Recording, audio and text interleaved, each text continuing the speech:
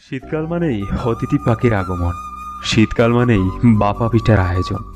শীতকাল মানেই খেজুরের রস আহরণ। আর শীতকাল মানে সকালের কুয়াশা জড়ানো মিষ্টি রোদ। শীতকাল মানেই সকালে উঠে হাঁটতে বের হওয়া। শীতকাল মানেই বিয়ের ধুম লেগে যাওয়া।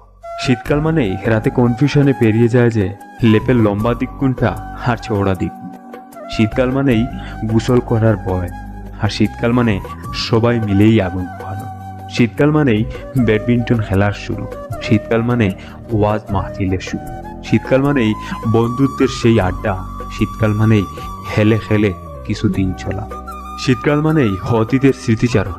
আর শীতকাল মানেই হাজার রকম আয়োজন। শীতকাল মানেই প্রত্যেকটা বন্ধু একসাথে হওয়া। শীতকাল মানে নামে অনামে পিকনিকে যাওয়া।